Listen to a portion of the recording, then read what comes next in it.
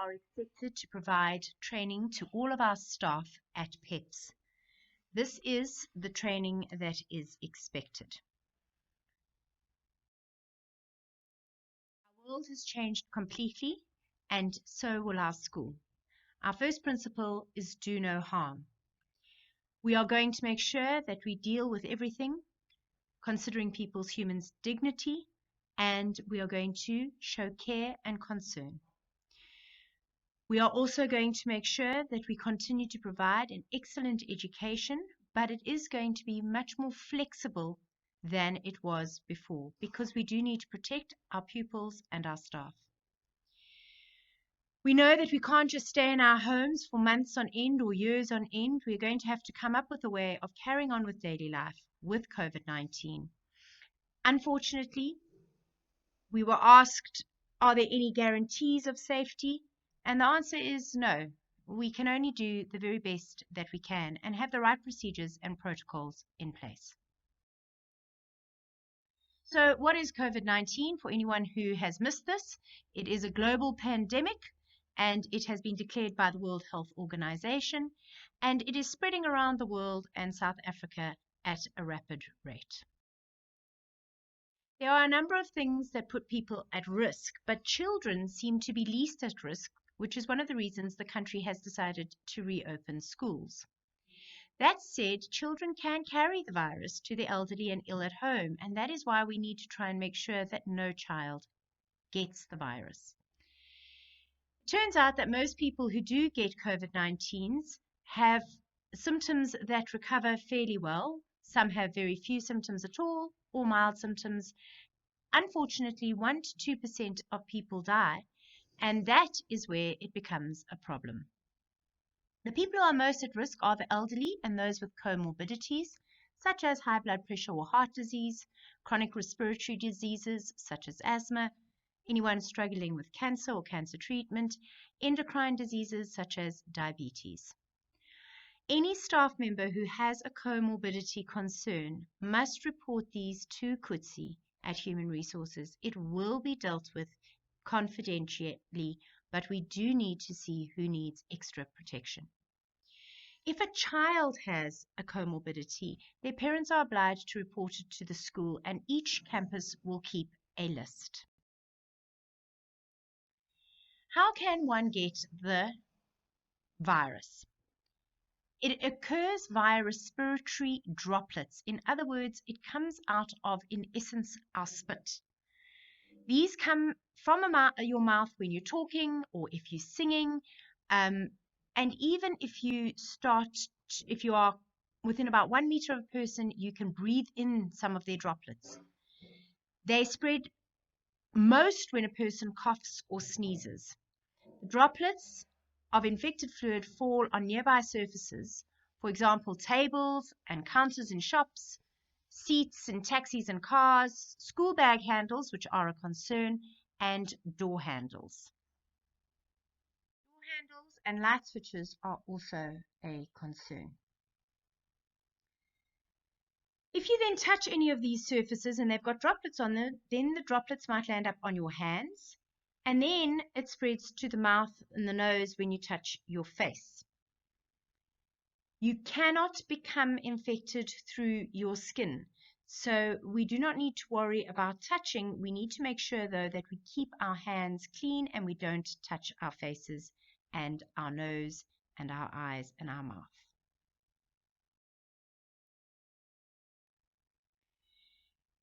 Sometimes when a person tests positive, they say that they are what are known as asymptomatic. They've got no symptoms at all. But people who start to feel sick generally start with a sore throat. This isn't an exclusive list, but it is the general list. If they start to feel like they can't taste or smell properly, a shortness of breath, muscle pain, sore joints, cough, fever, fatigue, in other words, feeling tired, headaches and chills, and sometimes there's nausea and vomiting. If you show any of these symptoms, you do not come to work and you go and see a doctor or phone the necessary helplines. This was published by the government in terms of how to monitor yourself. If you feel that your temperature has gone up, you've got a cough, a sore throat, or you lost your sense of smell or taste, stay at home and let your line manager know. You need to call this number 0800 02 9999, and you will then get told where the right place is to get the help that you require. There is no cure for COVID-19. Ill people just need to stay at home until they recover. It normally takes about 2 weeks. Severe breathing difficulties, you need to take yourself to a hospital or phone the COVID-19 helpline. Most people recover without any difficulty fully from the virus. There is no vaccine to prevent people getting this virus yet, but hopefully there will be one in the future. Practice physical distancing. That will help us to prevent it spreading. We need to keep at least 1.5 meters away from people that we are interacting with, specifically when we are out in public, and this will keep us away from respiratory droplets. Practice social distancing. This means that you should not interact with people outside of your home unless it is completely necessary. You should use a cloth mask. The medical masks should be saved for the health professionals. Wash your hands often with soap and water for at least 20 seconds. If you don't have soap and water available, use an alcohol-based sanitizer. Avoid touching your eyes, nose, and mouth with unwashed hands. Cover your cough with or sneeze with a flexed elbow or tissue, and throw the tissue in the bin. Avoid contact with any people who seem sick. Stay at home if you are sick and keep a distance from others at home. And clean and disinfect frequently touched objects and surfaces. So, on transport, all our pupils and staff must wear masks at all times. All pupils and staff must maintain physical distance from other people and try not to touch the surfaces. And they should sanitize or wash their hands when getting onto and off transport. Temperatures are checked when entering schools. That's what we're going to do. We've got the thermometers. All staff and pupils will wear their masks at all times when they are with other people. So, for example, if someone is mowing the lawn, they don't have to have a mask on. If they are more than 2 or 3 meters away from other people sitting at their desk, they also don't have to have a mask on. All pupils and staff must maintain at least 1 meter between people. Hands must be sanitized on entry into the school. Hands need to be washed with soap and water or sanitized regularly through the day.